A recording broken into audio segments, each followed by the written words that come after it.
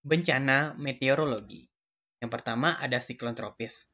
Adalah sistem tekanan rendah dengan angin berputar siklonik yang terbentuk di lautan wilayah tropis dengan kecepatan angin minimal 34,8 knot atau 64,4 km per jam di sekitar pusat pusaran. Ragam nama siklon tropis yang menghantam Indonesia. Yang pertama, ada siklon Anggrek yang terjadi pada tahun 2010 dengan kecepatan 110 km per jam. Nah, berikut adalah beberapa nama siklon di Indonesia, seperti siklon Cempaka yang terjadi di selatan Jawa pada tahun 2017, siklon Dahlia di selatan Bengkulu, siklon Lili di Laut Timur, siklon Laut Sau di Seroja.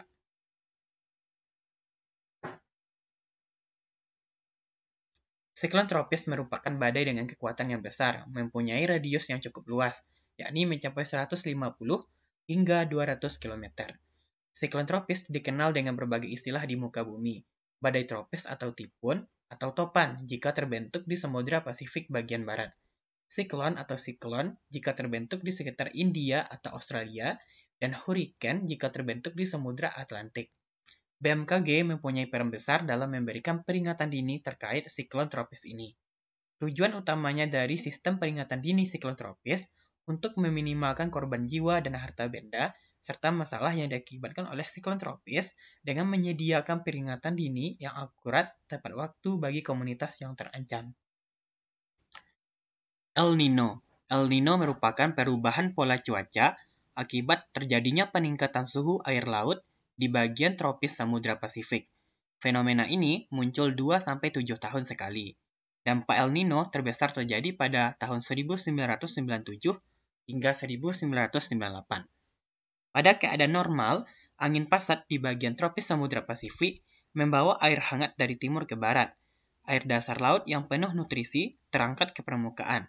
Kondisi ini membuat negara-negara di Asia Tenggara dan Australia mendapatkan banyak hujan. Nah, untuk kamu ketahui, angin pasat itu adalah angin yang berhembus dari daerah subtropis ke daerah tropis. Angin ini terbentuk karena adanya ruang kosong di wilayah khatulistiwa akibat suhu yang lebih panas. Nah, itu dari keadaan normal. Ketika keadaan El Nino, angin pasat melemah dan suhu udara meningkat di bagian tropis Samudra Pasifik. Air hangat berbalik ke arah timur. Kondisi ini membuat banyak hujan di selatan benua Amerika dan membuat kering di Asia Tenggara dan Australia. Saat terjadi El Nino, air dingin tidak mencapai permukaan laut. Dampak dari El Nino. Asia Tenggara dan Australia itu ada kemarau, kekeringan, dan kebakaran hutan. Bagian selatan benua Amerika bisa jadi badai, banjir, dan malaria. Adapun wilayah terdampak El Nino bisa dilihat di kawasan siaga, awas, dan waspada. Siaga ada Jakarta Utara dan Banten, awas ada Jawa Barat, Jawa Tengah, dan provinsi lainnya, waspada ada Aceh, Jambi, Lampung, dan provinsi lainnya. Fenomena La Nina. La Nina merupakan kondisi penyimpangan atau anomali suhu permukaan laut Samudra Pasifik tropis bagian tengah dan timur, terutama wilayah Nino 3 dan 4 yang lebih dingin daripada kondisi normal, berlangsung selama beberapa bulan. Nah, La Nina ini berulang setiap beberapa tahun, siklusnya 2-8 tahun. La Nina moderat muncul pada bulan Agustus 2020 dan akan meluruh pada bulan Mei 2021. Dampaknya, peningkatan curah hujan besar 25% dari normal, awal musim hujan yang lebih awal namun dampaknya tidak seragam di setiap wilayah, dan dampak-dampak lainnya. Musim hujan datang, La Nina mengintai. Menurut Badan Meteorologi Klimatologi Geofisika, suhu permukaan laut Samudra Pasifik bagian tengah dan timur, nilai anomali lewati ambang batas La Nina, min 0,61 pada dasarian 1 Oktober 2021. Kondisi ini kemungkinan terus berkembang dan terus berlangsung hingga intensitas sedang lemah pada Februari 2022. Tornado. Tornado merupakan kolom udara yang berputar kencang membentuk hubungan antara awan cumulonimbus atau dalam kejadian langka dari dasar awan cumulus dengan permukaan tanah. Tornado muncul berbentuk corong kondensasi, ujungnya menyentuh bumi, menyempit, dan sering dikelilingi oleh awan yang membawa puing-puing.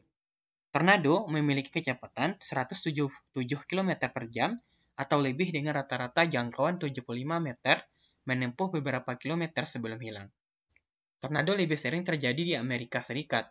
Tornado umumnya terjadi di Kanada bagian selatan, selatan tengah dan timur Asia, timur tengah Amerika Latin, Afrika Selatan, barat laut dan tengah Eropa, Italia, barat dan selatan Australia, dan Selandia Baru. Thunderstorm, yaitu sebuah fenomena badai petir.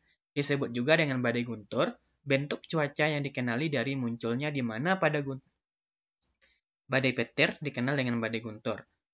Merupakan badai cuaca yang dikenali dari munculnya guntur dan petir, terdapat suatu muatan-muatan elektron yang bersebaran di awan serta pada kecepatan angin tertentu, badai petir dapat menyebabkan sebuah tornado besar. Kekeringan. Kekeringan merupakan kondisi di mana kekurangan pasokan air pada suatu daerah.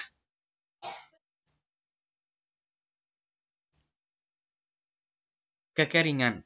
Kekeringan merupakan suatu kondisi di mana terjadi kekurangan pasokan air pada suatu daerah dalam masa yang berkepanjangan, beberapa bulan hingga bertahun. Biasanya, kejadian ini muncul bila suatu wilayah terus-menerus mengalami curah hujan di bawah rata-rata. Musim kemarau yang panjang menyebabkan kekeringan, karena cadangan air tanah akan habis akibat penguapan, transpirasi, ataupun penggunaan lain oleh manusia. PBB memperhitungkan bahwa setiap tahun wilayah lahan subur seluas Ukraina hilang akibat kekeringan, pembabatan hutan, dan ketidakteraturan iklim.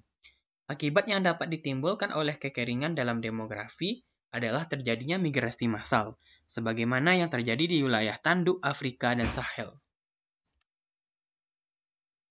Indonesia terancam kekeringan. Provinsi yang berpotensi kekeringan, di antaranya ada 6 provinsi seperti Bali, Jawa Timur, Maluku, Nusa Tenggara Barat, Nusa Tenggara Timur, dan Sulawesi Selatan. Gelombang panas. The World Meteorological Organization menyampaikan bahwa gelombang panas sebagai kondisi ketika suhu mencapai lebih dari suhu maksimum, rata-rata sebesar 5 derajat Celcius atau lebih selama 5 hari atau lebih berturut-turut. Suhu yang sangat panas selama beberapa waktu ini berbahaya bagi makhluk hidup. Amerika Serikat dilanda gelombang panas dan kekeringan pada tahun 1988 yang menewaskan lebih dari 4.000 orang. Benarkah gelombang panas 40 derajat Celcius landa Indonesia? BMKG menanggapi pesan berantai yang beredar di sosmed, menyebut Indonesia dilanda gelombang panas hingga 40 derajat Celcius. Informasi yang beredar menyebut cuaca sangat panas, suhu pada siang hari bisa mencapai 40 derajat Celcius, sehingga warga dianjurkan menghindari minum es atau air dingin. Faktanya, Deputi Bidang Klimatologi dalam siaran persnya menyebutkan bahwa gelombang panas terjadi pada wilayah yang terletak pada lintang menengah dan tinggi, sementara Indonesia terletak di wilayah ekuator yang secara sistem dinamika cuaca tidak memungkinkan terjadinya gelombang panas. Suhu panas yang terjadi di Indonesia merupakan fenomena gerak semu matahari yang merupakan siklus yang biasa dan terjadi di setiap tahunnya, sehingga potensi suhu udara panas seperti ini juga dapat berulang pada periode yang sama setiap tahunnya. Blizzard. Blizzard merupakan bencana alam jenis angin keras dan dingin yang disertai salju. Istilah ini semula dipergunakan di Amerika Utara, tetapi kemudian banyak digunakan di negara lain. Angin blizzard adalah angin yang bertiup di tepi daerah bertekanan udara maksimal. Angin ini terkenal dengan sebutan angin topan salju. Contoh angin burau terjadi di daerah Rusia bagian selatan dan di daerah Siberia. Angin Ufa terjadi di kaki pegunungan Ural, batas alam antara benua Asia dan Eropa.